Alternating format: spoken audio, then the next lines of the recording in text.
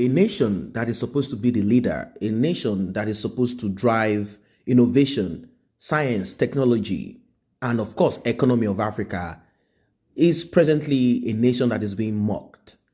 Why? As a result of the mentality of the leadership of this nation, and of course, the mindset, value system, and a whole lot of other issues inclusive.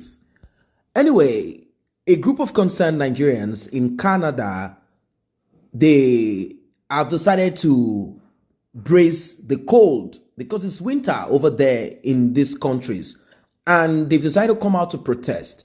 They describe President Muhammadu Buhari's administration, which I prefer to call Major General Muhammadu Buhari retired regime. That is his regime. Some say he's dead, some say he's alive, but whatever the case is, they said he's incompetent and self-centered. The group, which lamented over Buhari's failure to fulfill the promises he made in 2015, said the president's administration can no longer be tolerated.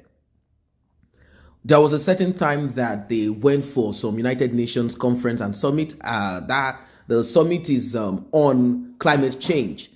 The president goofed when he was asked certain questions. Now, I'm not saying that the president needs to know all topics, although he's supposed to know a lot of topics if he's the president. But then, if he knows that he wasn't capable, he should have sent in the vice president to represent him there. He goofed. Of course, he read the script that he was supposed to read, and they asked him questions about what plans does he have for the teeming young youth in Nigeria. What are the plans you have for them? He's not talking about growing the economy. He's not talking about inclusiveness of the young people in the government. He wasn't talking about how they can empower the young people, how they will provide constant electricity and certain infrastructure, how they will invest in science and technology. He wasn't talking about innovations and what the government is doing. Because we're not talking about the textbook stories. What the government is doing. He couldn't talk about that because there are a lot of Amajuris on the street there in the north and a lot of out of school. The only way you make it in Nigeria is for you to turn to an Agbero. Then you become a political thug. Then you make some few money, some few stipends, and they kill you. Another way is to join the terrorists, and then they'll call you repentant, whatever it is. Or maybe you decide to say, now I want to be a militant.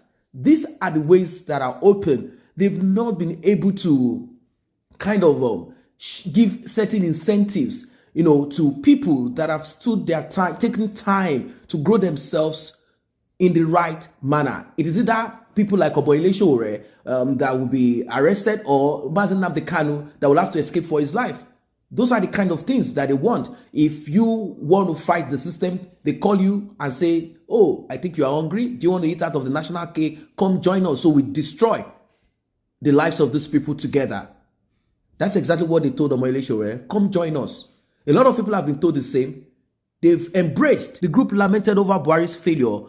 Members of the concerned Nigerians in Canada who displayed various placards during the protest also said that a rise in insecurity in the country is as a result of Buhari's incompetence. In a statement by the convener of the group, Olujimi Adekanle, he addressed to the House of Commons Government of Canada, Catholic Archdiocese of Canada, Amnesty International, amongst others. Concerned Nigerians in Canada said they embarked on the protest to expose Buhari's failures to the world. The statement reads, we want to register our fears and utter disappointment at the leadership and government of President Muhammadu Buhari. He said, events and heartbreaking happenings in our country as a result of gross incompetence of the Buhari's administration can no longer be tolerated, judging by the humongous negative effect they are having on our nation. We unequivocally submit that Buhari's government has failed in all departments of governance, and he has become nothing but a puppet in the hands of his cabals. The recent infighting between the National Security Advisor, General Mogonu, retired, and Buhari's Chief of Staff, Abba Kyari, is a signal that all is not well with the Nigerian security system and architecture. Buhari has totally lost it. Nigeria went in search of solution and elected a problem. Today, we have graduated to the third position in global terrorism index after Syria and Iran. What is obvious to the whole world is that rather than face good governance and delivery of his campaign promises for public good, Buhari and his cohorts have continued to engage in lethargic, divisive, ethnic, and sectarian sentimentality with alarming impunity. We can no longer entrust our collective destiny in the hands of such wicked leaders, and therefore call on Nigerian patriots world over to rise up to this occasion to join us to resist Buhari's government of total failure. We want to assure you that this protest will be staged around the globe to finally end a grossly incompetent and self-centered government. We beckon on all well-meaning Nigerians to support us in our quest to take our Nigeria back from the evil leaders benefiting from terror in our nation. And that's a huge one there, because like I said, and I often say, that there are some groups of people that are benefiting from terrorism.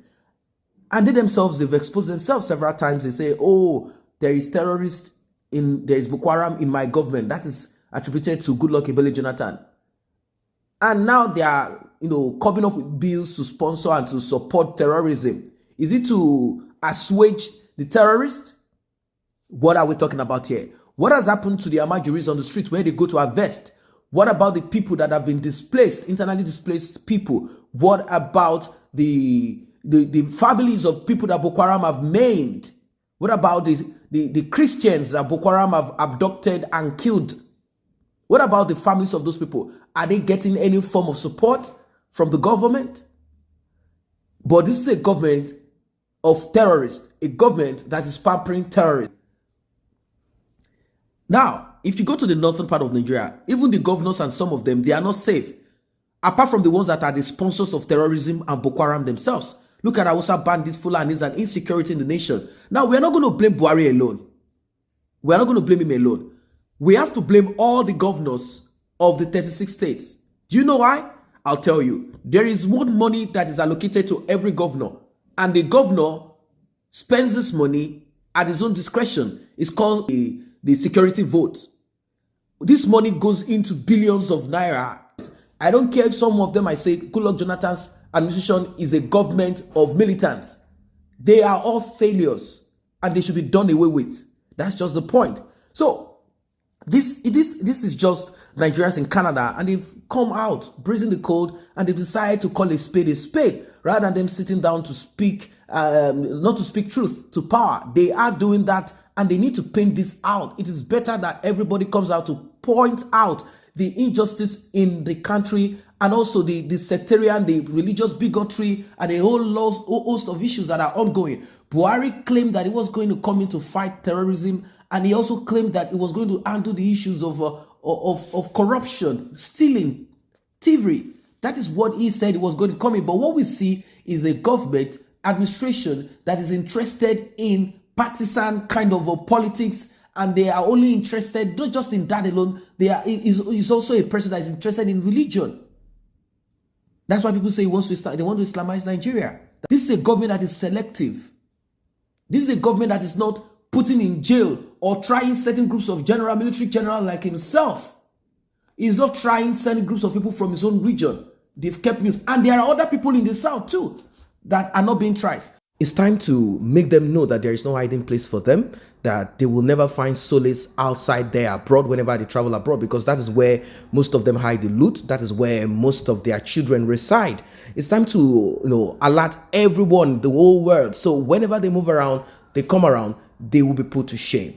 Every voice counts. You might think your voice might not be heard. If we keep quiet and every one of us keep quiet and wait for the other person, and that is how evil continues, and that is how evil thrives. So it is better we all speak, just like how they are protesting there. Everybody lend your platform to make sure that every of these people do not have a resting place. Nigerians in Canada protest against Buhari's administration. What is your own take about this? Are you in Canada? Are you in Europe? Is this going global? Let us know in the comment section below. Aware that if you're not a member of this channel, we all can grow together by you tapping on the subscription button and the red notification icon bell below. It will definitely alert you whenever videos are uploaded. And for those who are already a member of this channel, I will always say a very big thank you for your support.